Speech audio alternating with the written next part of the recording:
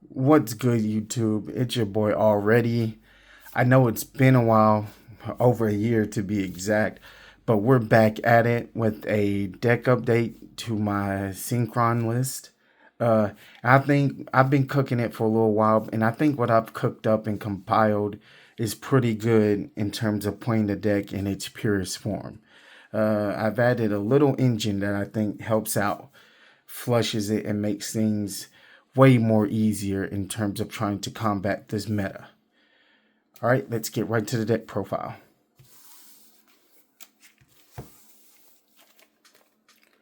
All right, for our main cards that we're going to be playing, we're going to play one Junk Synchron. You don't have to play this card. I just play it because I'm a big fan of Junk Synchron, and his effect is pretty good. You know, being able to revive any level 2 or lower monster from your graveyard upon normal summon. It's a pretty good effect. You play one Revolution, and then you play one Assault, and then you play two Jet, and one Synchron Carrier. In terms of Synchron monsters, other than Stardust Synchron, which I'll get to that card later, this is the lineup I decide to play. I go with I run a smaller lineup of Synchron tuners. I mean, Carrier is not a tuner, but I feel it's better to do it that way since we have multiple ways of getting two tuners, and you don't want to run into the issue, which has been a big issue with Synchron, in drawing too many tuners and not enough non-tuners. So I figured if there is a card that you want to bump up, Jet is, you could bump that up to 3, but it's fine playing 2. You could get away with playing 2, but at minimum you have to play 2. All the others, they're just good one-ofs. In Junk Synchron, you don't even have to play it. And then after that, I play 3 tuning. It just searches on my Synchron tuners. And then Overtake. I play 3 Overtake. That's for the Jet Synchron. Just an easy way to get, him onto the field and have a tuner. And the last card is On Your Mark, Get Set, Duel. It's another way to get your Synchron tuners to hand.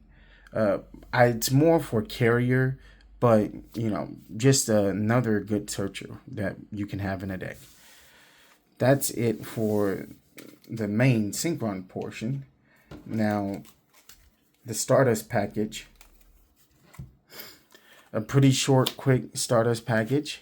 Stardust Synchron. He's pretty much the main guy that you're going to go for. You could bump this up to 3, but playing 2 is comfortable. I might consider, if anything, bumping up Stardust Synchron to 3. But playing 2 is fine, and then the one of Trail. You could play Stardust Worm if you want. It's not a bad card, but it's too situational. And then the last Stardust card that we play is Illumination. That's, our Foolish Burial that we can search out to dump the Trail or the Stardust Synchron if needed. Now on to the next package. This is the Synchro package, and this will come into play with some other cards that I will show. I played a 3 Duelist Genesis. This card reads, if you control a tuner or on the field or in the graveyard, you can add a card with Synchro in its name. Which, this deck is a Synchro focused deck. So for the most part, you're going to have a tuner either on the field or in the graveyard. So it's pretty much live and active for the most part. And here are the targets that you're going to be searching off of it. Rumble. With Rumble, though, you really don't search it with Genesis unless you really need to. This is pretty much the last synchro target that you're going to want to add. This is more of whenever you summon Crimson Dragon. That's when you're really going to add this card. But the two main cards you're going to add Synchro Dilemma and Synchro Zone. Those are really going to be your main two targets that you're going to go for when you're playing the Duelist Genesis Synchro package. And what they do, Synchro Dilemma, its effect reads, you can activate one of the following effects. Like, it allows you to send one Synchron monster from your hand or face up on the field, special summon one monster from your hand. And then the other effect is special summon one Synchron monster with a different original name from your hand or graveyard by targeting and destroying one card on the field. That's going to come in handy with the package that I play with this, because it's very synergistic. And then Synchro Zone. Synchro Zone is a really good floodgate for synchro decks, because unless you have, and this is for both players, unless you have a synchro monster, neither player can declare an attack. So it's pretty much a better gravity bind. Not only that, say you have a synchro monster leave the field other than a battle phase, you can special summon a non-tuner synchro monster from your graveyard to the field. Say like if you have a Herald Negate or something like that, you can activate the Herald Negate, tribute it, and then use this card to special summon the Herald, and there you have a second Herald Negate, as well as many other cards. So it works well. As well as the last effect to quick synchro by using material on your field and sending this to the graveyard. But we really don't use that effect that often. That's it for that package. And then for the non-tuners, I play 3 Converter. I mean, another way just to add cards, and it's a easy special summon from grave, a good extender. And I played the 3 Boost. You don't have to play Boost, but Boost is just free in this deck. I mean, it's Warrior. You have nothing but tuners, and it's not once per turn. It does come in handy when you need the extra non-tuner.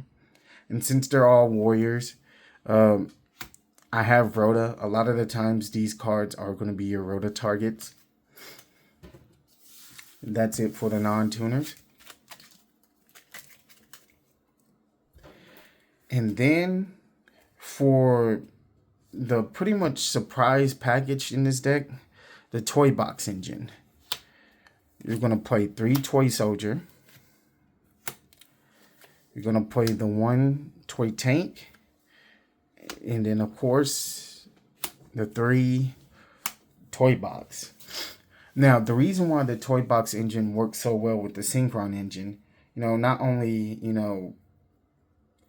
they're free bodies that you can have, but with the card that I previously mentioned, like Synchro Dilemma, what you can do is you can say like you open up the toy box, you can activate the toy box, set, your soldier and your tank, and then activate the dilemma effect, pop the toy soldier or pop the tank, special summon whatever Synchron tuner you have in hand, or say like there is a hand where you open up a bunch of non-tuners. This fixes that solution where you can special summon your toy soldier or tank that you pop with this card off of toy soldier's effect, and then use this card's effect to special summon that extra jet that you have in hand, or that non-tuner that really can't get any of your plays going. This card really does. And it easily gives you instant access to Speeder, by the way, without having to use your normal summon. You can, it just opens up a lot of plays. All right. That's it for that. And then the hand traps, we play double Ash Blossom, double Veiler, we play the call by, and then double imperm. Uh, I would it also. I don't have these cards. That's something I'm gonna pretty much buy later, thanks to Stampede. I'm gonna add the Mocharmy Fualos to this. Because with this deck, it's easy for you to snowball and synchro and draw into your hand traps. So, yeah, that's it for the hand trap lineup. Now for the extra deck.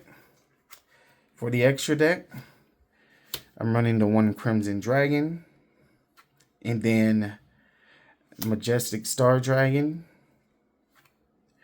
TG Expansion, and then Satellite Warrior. Those are my big Synchro 12 and 10s. They're interesting choices. I mean, Satellite, because you can easily quick synchro on your opponent's turn and pop the field if necessary. TG Expansion, this card is kind of crazy. In a deck like this, normally people would make TG Expansion, but in a deck like this, it's easy to make TG Expansion. And since we don't have Baron anymore, you could go for Dispatter, which is probably a better option. But I do like the fact with this card that the main effect that you're going to want to use on it, say like if your opponent targets, one of your monsters, or when when your opponent's monster activate effects that targets your monsters, all you have to do is banish your tuner, negate that card and destroy it. It's not once per turn, by the way. So you can use this card's negate effect on your opponent's monsters that target as many times as you want. And there's a lot of cards in this format that do target. So you pretty much have infinite targeting negation with this card. And then Majestic Star Dragon. This is probably going to be the main card that you're going to summon off of, the Crimson Dragon. And the reason being, he's pretty much an Omni Negate that just completely right-gekis your opponent's board after you negate. As well as, his tribute and effect, his effect to tribute and use that negate comes in key with the card like Synchro Zone. The same thing with Herald. You can use this card to bring back the Majestic Star Dragon, and you have another Omni Negate. So he's a pretty good 10 to play with this deck. And Crimson Dragon, we know Crimson Dragon is just a broken card. In my Synchro 8s, I play Excel. I play Stardust Dragon. And Crystal Wing. I like Crystal Wing because it's just an easy monster negate, and it's easy to make in this deck. And not a lot of decks can beat over it. Surprisingly, Crystal Wing, if they don't have any spell or trap cards that can get rid of this card, not a lot of decks can just get over this card. It pretty much, it could win games on its own, even in 2025. Crazy enough.